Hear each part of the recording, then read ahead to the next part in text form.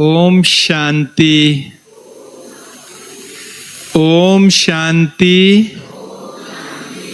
ओम शांति। परम आदरणीय मनोरमा दीदी जी एवं हमारी सर्व आदरणीय वैशाली बहन जी, इशिता बहन जी, जागृति बहन जी, मैना बहन जी और भी सभी आदरणीय ब्रह्मा कुमारी बहनें एवं हमारे चुने हुए बाबा के अनन्य रतन, आज मुझे भी इस पावन तीर्थ और विशेष सेवा स्थान पर आने का सौभाग्य प्राप्त हुआ। तो मैं विचार कर रहा था, बहुत गहरी समझने की बात है कि कैसे पूरे कल्प का भाग्य जमा करने के लिए भगवान ने इस संगम युग में एक अविनाशी बैंक खोला है और इस अविनाशी बैंक में हम अपना मनसा वाचा कर्मणा संबंध संपर्क साधन सभी प्रकार से अपना जमा का खाता बढ़ा सकते हैं। उसकी समझ भी बाबा ने हमें दी है और उस समझ के साथ साथ सेवाओं के द्वारा विशेष जमा करने का अवसर भी प्रदान करता है। बैंक हो लेकिन जमा करने की अवसर ही नहीं मिले तो भी किस काम का। तो यह जो कुंभ मेला की और वो भी महाकुंभ की विशेष सेवा का जो अवसर मिला है, यह अविनाशी भाग्य जमा करने का एक बहुत बड़ी लॉटरी लगी है, बहुत बड़ी लॉटरी है। और इस लॉटरी में जिन्होंने भी इसको समझकर अपना भाग्य जमा करना चाहा है, वो जमा कर रहे हैं। हमारी दीदी इतनी सेवाओं में व्यस्त, इतना कारोबार होते हुए फुल टाइम यहाँ पर बैठे हैं। हमारे जागृति बहन जी, वहाँ इतनी सेवाएं हैं उनकी, पल भर की फुर्सत नहीं है, लेकिन टीम के साथ यहाँ बैठे हैं क्योंकि पता चल गया ना कि ये भाग्य जमा करने का एक जैसे स्कीम खुलती है ना, कोई कोई बैंक में आपने सुना होगा कि ये मानसून स्कीम है, इस पे स्पेशल रेट ऑफ इंटरेस्ट मिलेगा, ये नए साल की स्कीम है, इतने दिनों के लिए चालू है, इसमें जो एफडी बनाएगा उसको स्पेशल रेट ऑफ इंटरेस्ट मिलेगा। तो स्कीम होती है वहां पर भी। तो ये भी इस संगम युग पर भगवान की अलग अलग स्कीम है और उस स्कीम में जो पार्टिसिपेट करते हैं उनकी स्पेशल एफडी बनती है, उनकी स्पेशल रेट ऑफ इंटरेस्ट मिलता है, उतना उनको फल मिलता है। जैसे कोई डिपॉजिट होती है करंट अकाउंट की तरह, उसका अभी किया अभी फल मिला और पूरा हो गया। कोई सेविंग अकाउंट की तरह होता है जिसका थोड़े समय तक, समझो 1 जन्म तक फल मिलता है।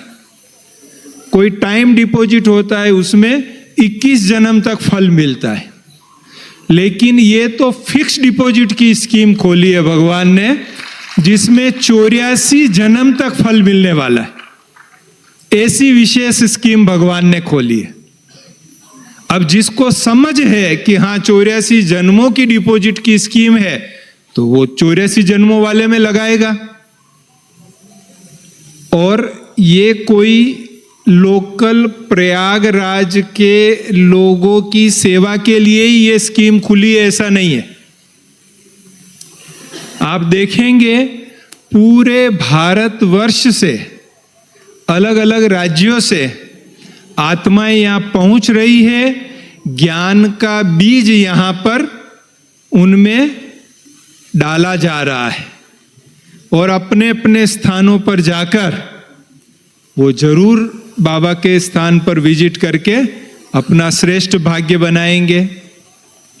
केवल भारत की बात नहीं है, लेकिन विश्व से हम तो न्यूज़पेपर में या सोशल मीडिया के द्वारा देखते हैं कि कैसे पूरे विश्व की आत्माएं यहां तक पहुंच रही है, इस महाकुंभ में आ रही है।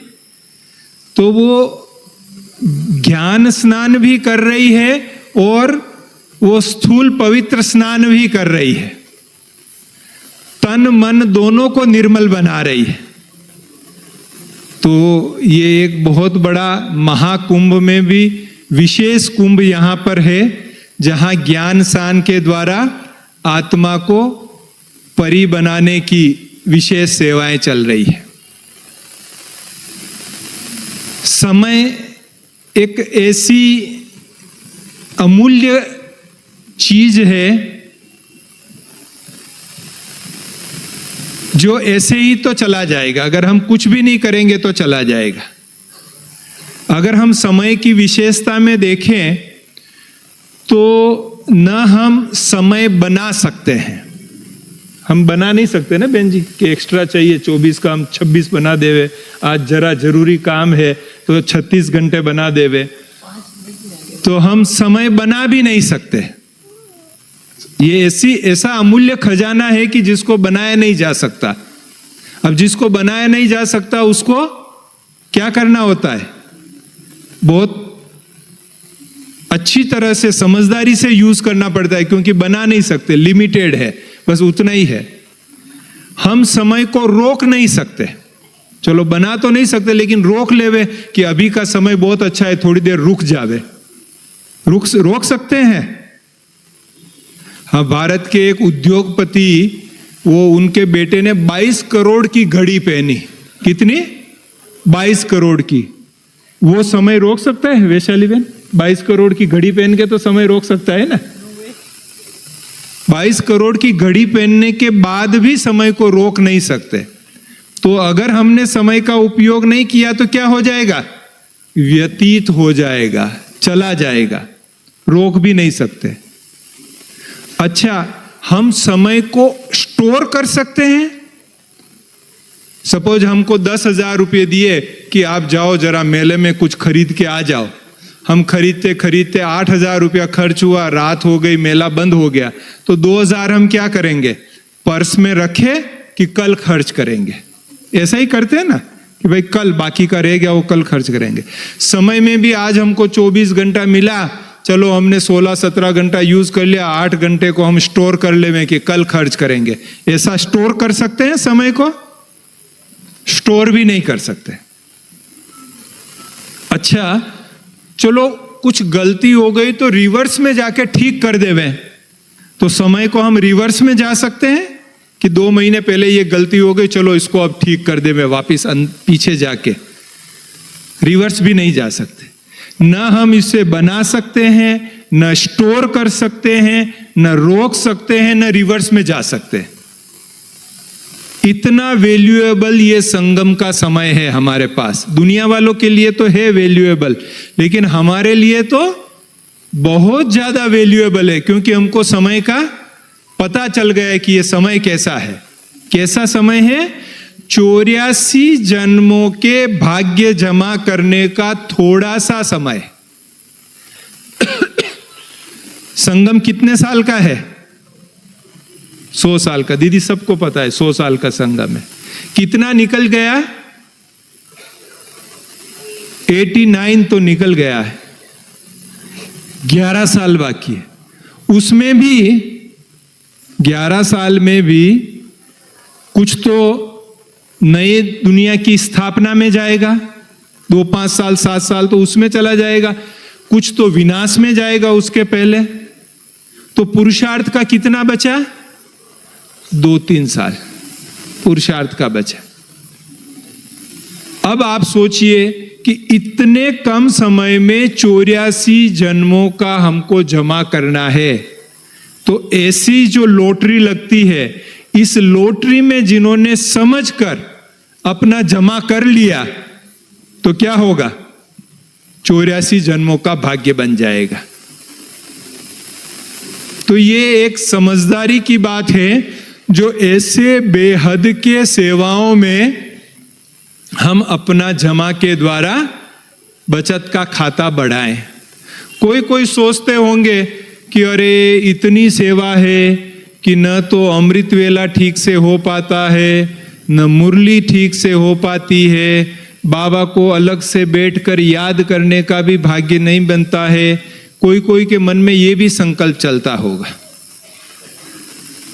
लेकिन मेरा व्यक्तिगत रूप से तो मानना ऐसा है कि इस सेवा को अगर हम और अच्छी तरह समझ लें तो बेहद विश्व की सेवा एक स्थान पर रहकर करने का यह जो प्रोग्राम बाबा ने बनाया है, इसमें अगर बाबा को कंबाइंड स्वरूप और सखा स्वरूप में हम साथ में रखकर सारे दिन इस सेवा में लगे रहते हैं तो मैं समझता हूं कि हर प्रकार का भाग्य यहीं जमा हो जाता है। ज्ञान, योग, धारणा, सेवा, चारों ही भाग्य इसमें जमा हो जाता है।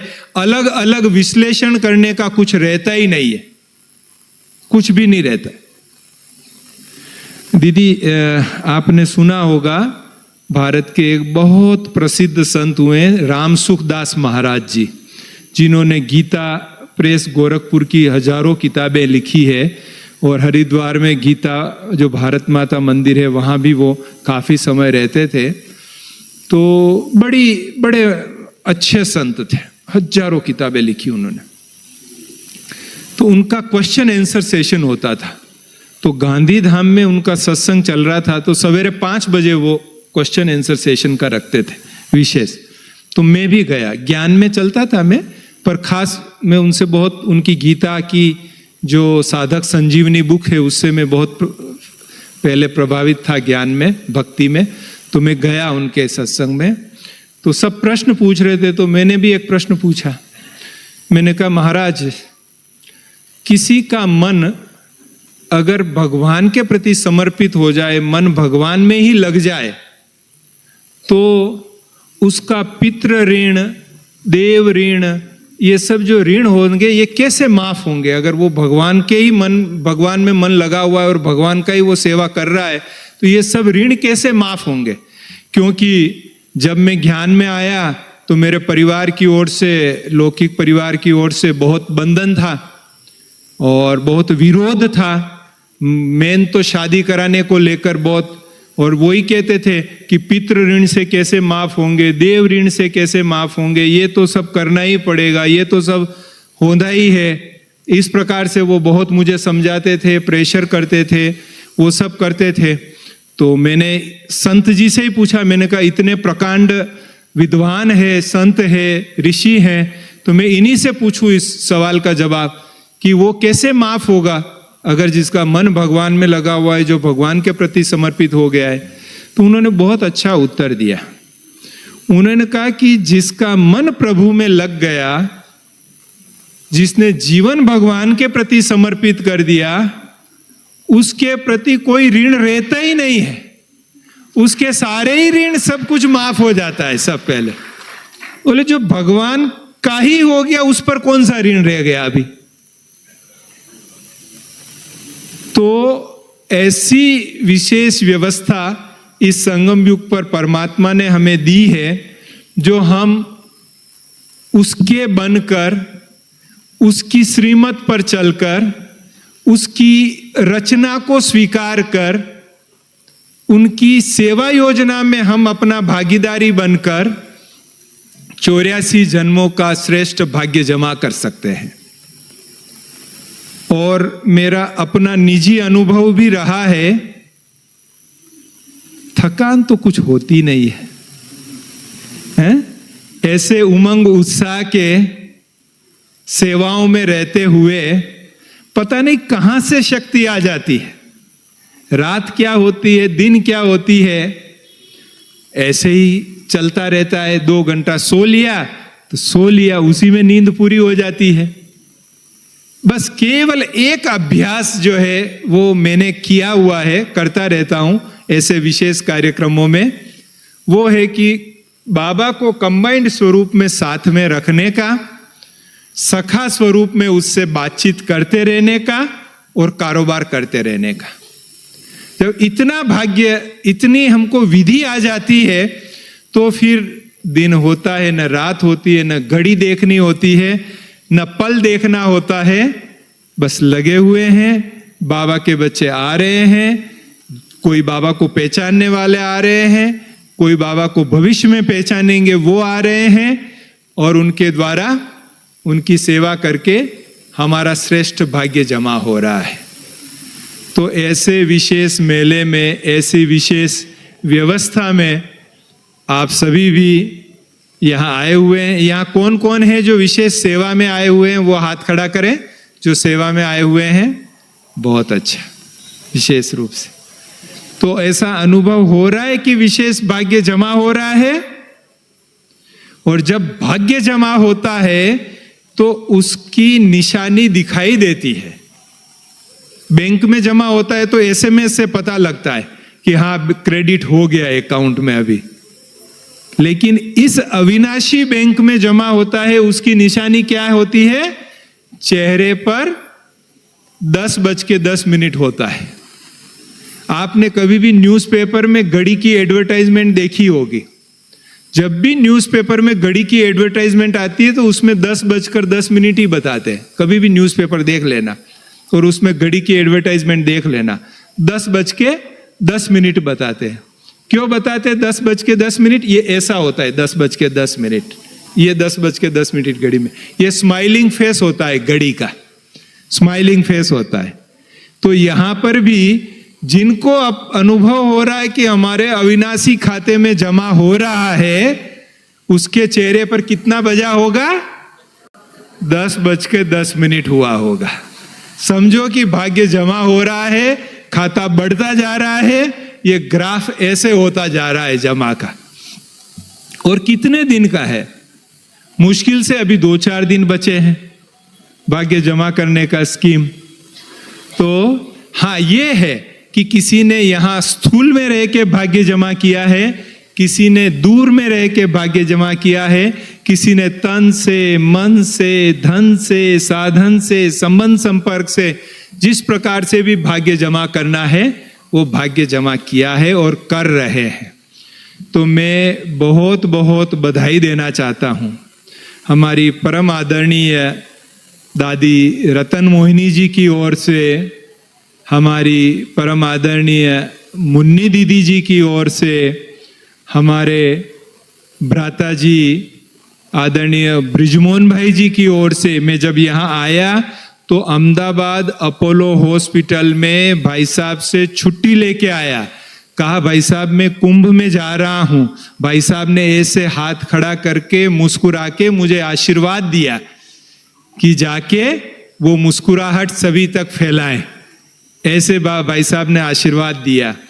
तो भाई साहब की ओर से यज्ञ में सभी बड़े, हमारे करुणा भाई जी, मृत्युंजय भाई जी, सभी बड़ों की ओर से, अकाउंट्स डिपार्टमेंट की ओर से, हमारी अपनी ओर से, अहमदाबाद में खुशराजी जो सीनियर सिटीजन होम है वो परिवार की ओर से, नवरंगपुरा सेंटर के परिवार की ओर से, सभी की ओर से मैं बहुत बहुत बधाइयाँ देता हूँ। पद्मा पदम बधाइयाँ हो, बधाइयाँ हो, बधाइयाँ हो। और बहुत शुभकामनाएं देता हूँ कि आपका स्वास्थ्य सदा बहुत अच्छा रहे और अथक सेवाधारी बनके, शक्तियों के पुंज बनकर इन विशेष महाकुंभ में जो करोड़ों आत्माएं आ रही हैं और आने वाली हैं, उन सब के भाग्य जमा करने के आप निमित्त बने। ऐसे हमारी मनोरमा दीदी जी को कोटि कोटि बधाइयाँ हो, बधाइयाँ हो, बधाइयाँ हो। हमारे पार्वती दीदी जी सबका क्षुधा पूर्ति करके सबकी थकान मिटा रहे हैं, भरपूर कर रहे हैं। हमारी सभी बहनें जो अलग अलग सेवा केंद्रों से आई हुई हैं और अथक सेवाएं दे रही हैं, सभी को मैं बहुत बहुत बधाइयाँ देना चाहता हूँ। ओम शांति।